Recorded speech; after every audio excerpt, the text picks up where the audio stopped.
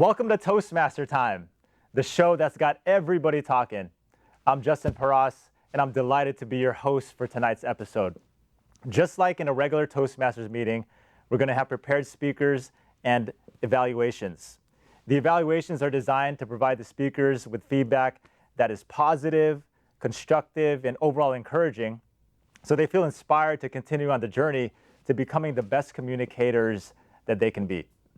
We're delighted this evening to have Dinesh Kharabe from Star Search Toastmasters as our evaluator. Dinesh, welcome to Toastmaster Time. Please share with us what's in store for tonight's episode. Thank you, Justin. Tonight, we got two wonderful speakers. The first speaker is Prasad Bodas, who is going to talk about reading books, how to get started, and why you should get started. His speech title is 15 Minutes. And the second speaker is Kannan Natarajan, who is on the Dynamic Leadership Level 3, Connecting Through Storytelling. And his speech title is Development Through Seeing Art. Back to you, Justin. Thank you so much, Dinesh, for that overview. I look forward to hearing more from you later on in the show. Our first speaker tonight is Prasad Bodas from Star Search Toastmasters in Fremont, same club as Dinesh, our evaluator. Prasad, welcome back to Toastmaster Time. Thank you. Nice to be here after 20 years. 20 years. Wow, that was way back in the day when we were actually at a different studio. That's correct. Well, it's great to have you. Share with us, first of all, how did you get into Toastmasters and what inspired you to join? Well, one of my friends told me that I should join Toastmasters to improve the communication. And I took 4 years. 4 years. He told me in 1998. Wow. And I joined in year 2002. So if somebody out there thinking and not yet joined, you have hope. After 4 years, I'm here. And last 22 years, I'm in Toastmasters. Awesome. As they say, better late than never, right? That's correct. So share with us something that you're grateful for that you've learned in your Toastmasters journey.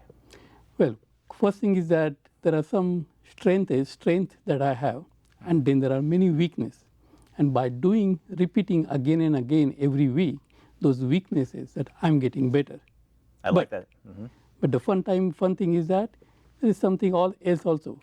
I have some kind of technique of bringing the humor, and this platform has given me a chance to talk that. Now, I'm not thinking becoming comedian or stand-up comedian, but one-liners that will do it for now. I love it. I love it. So let's say there's somebody out there watching this show and they have a speech for work tomorrow that they're going to deliver. What's one quick tip you can share with somebody who's apprehensive about giving a speech?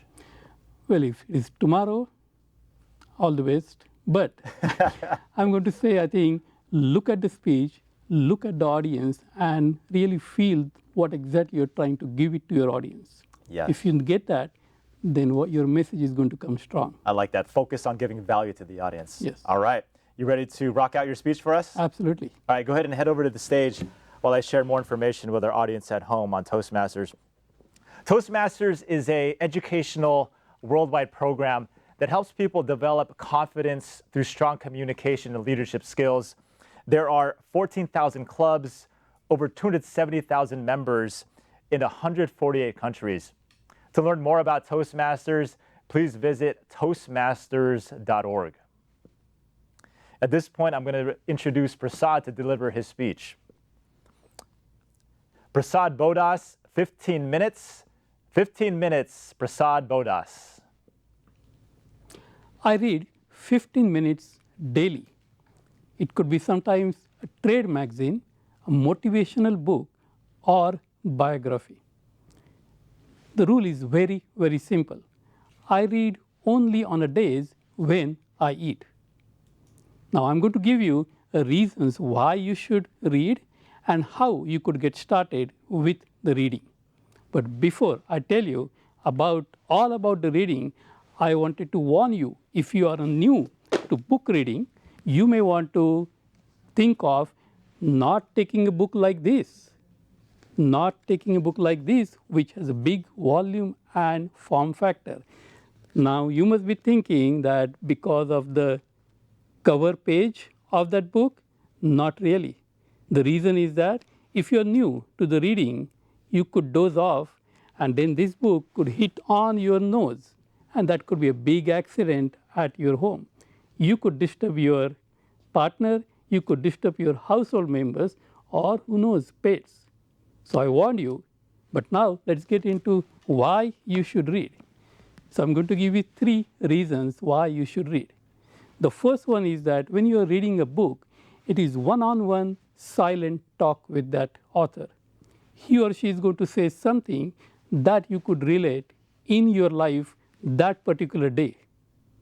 Second, after a long day in your work life or maybe a Bay Area traffic, you wanted to relieve from the stress. You want some entertainment.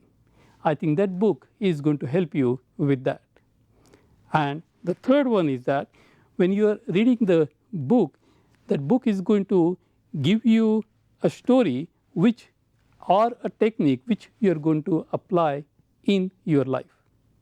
So I gave you the 3 reasons why you should read the book. Now you must be thinking, book reading is good, but how do I get started with that?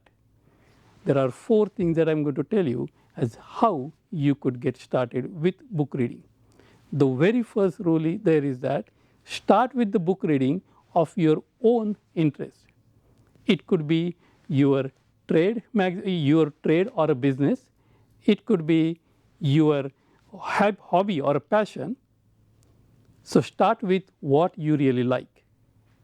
The second one is that if you follow a particular faith, you may want to read the book from that faith. You're going to get lots of stories, and that stories you could relate in your life. The third one, always read science book because you're going to learn something new out of that book. And then the fourth one is that literature. The literature, if you are going to read the literature from the world, if you can speak and read any other language than English, I think it's a fun time to read literature from the world. Now I told you, I gave you the reasons why you should do that. I motivated you to read. Now before you go and start buying the books from the local store, or what I call MAGA, now not that MAGA, but the other MAGA, Make Amazon Great Again, not that one, you may want to consider to go to the county library, get a tote, and get the books because your tax dollars at work. So who is going to read starting tonight?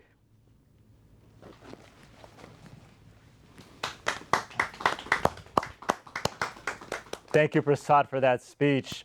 A great reminder of the power of reading. I think these days people are spending more time reading Facebook and Twitter posts than actual books. So I'm glad you shared that reminder with all of us here today. Dinesh, really looking forward to hearing your thoughts and your evaluation on Prasad's speech. Thank you, Justin. What a wonderful speech. The hook, I love the hook.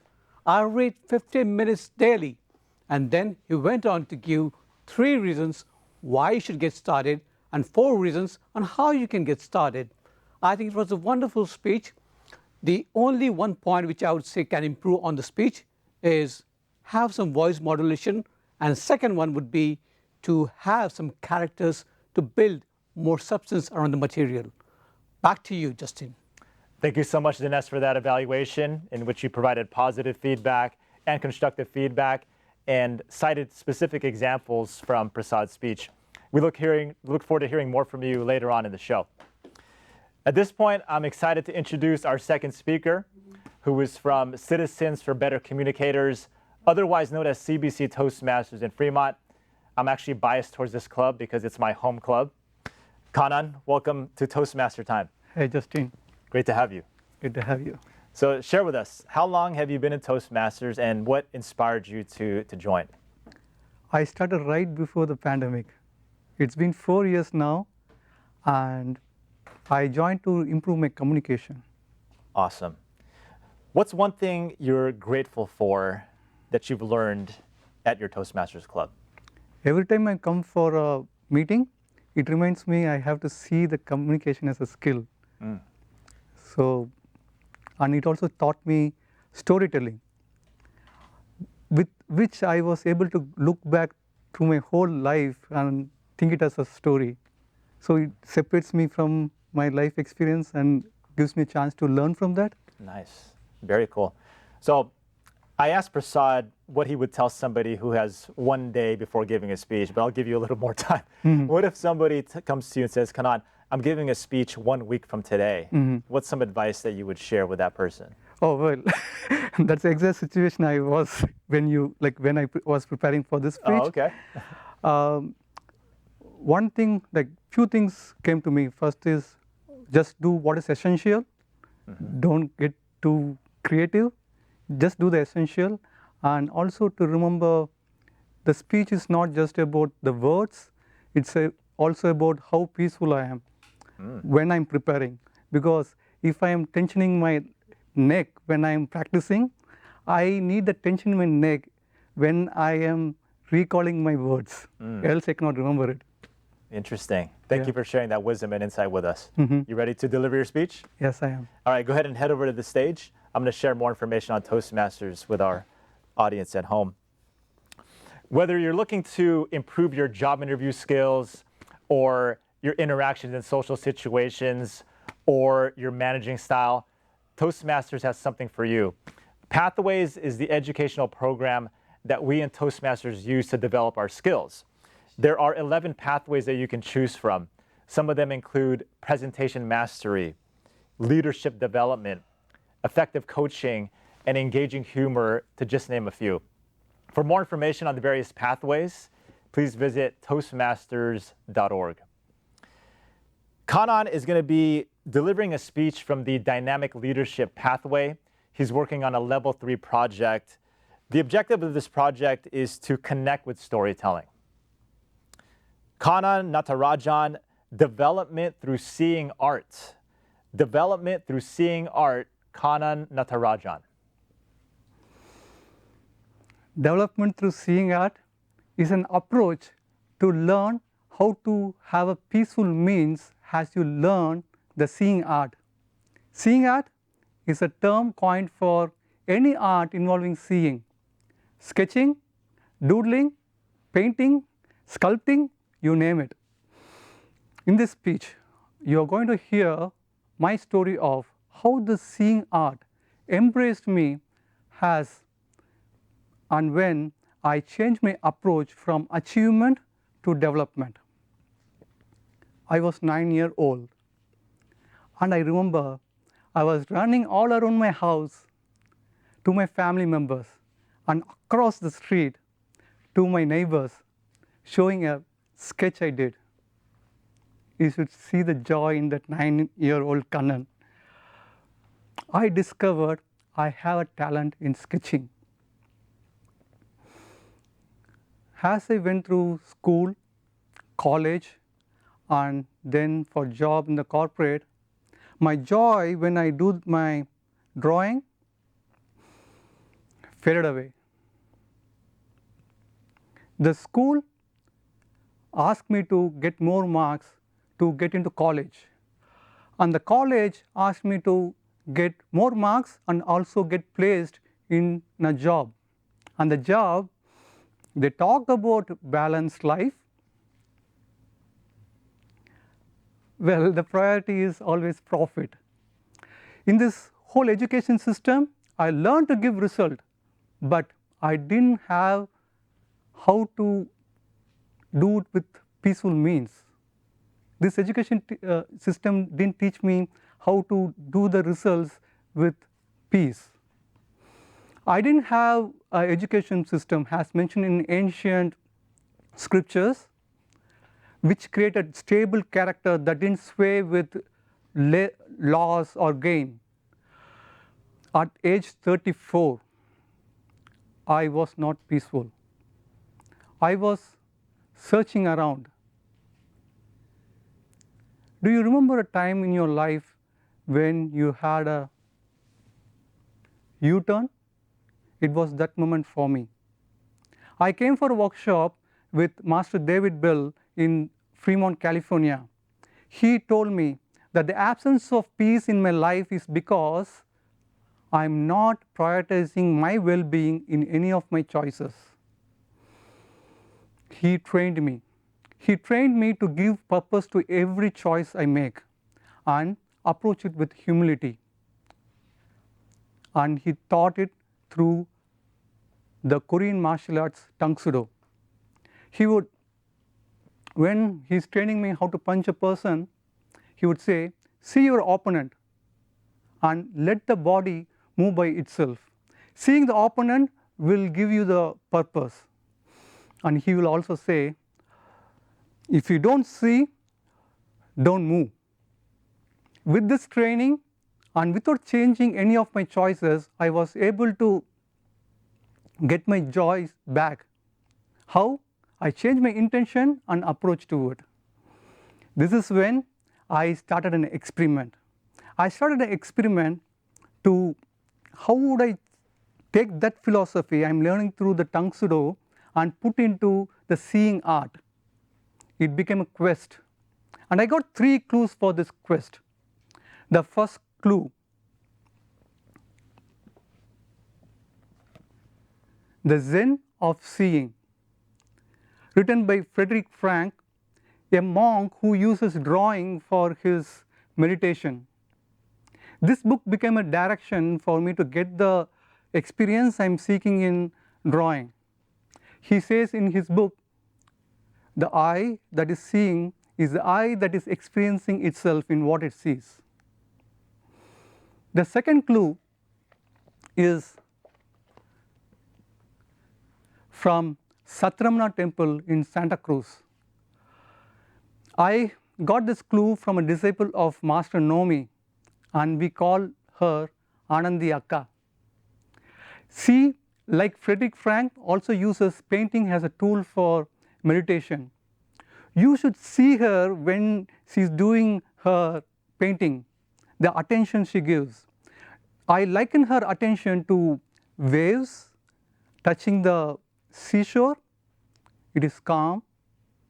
At the same time, it covers the whole shore, and it pays attention to each grain of sand. It is inspiring. The third clue is Alexander technique. Alexander technique is a teaching method in which I have a one-on-one with the teacher, and in this I'm learning how to use myself and let the body move with ease. F.M. Alexander, in his book, The Use of the Self, says, when you stop doing the wrong thing, the right thing does by itself.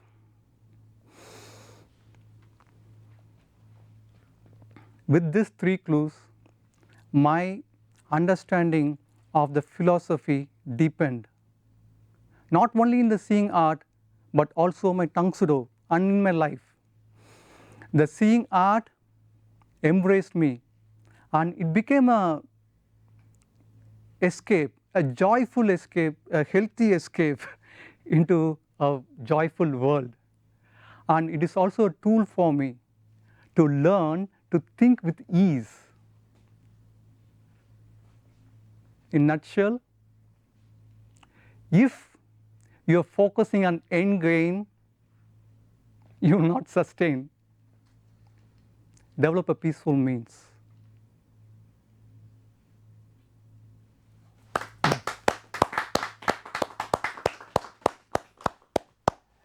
Thank you so much, Kannan, for delivering that speech. You touched on peace, purpose, and humility, things that I think about, and I'm sure the audience at home thinks about as well. Dinesh, please share your evaluation on Kannan's speech. Thank you, Justin. What a wonderful speech it was. It started from the way how the seeing art gives you a peaceful mind.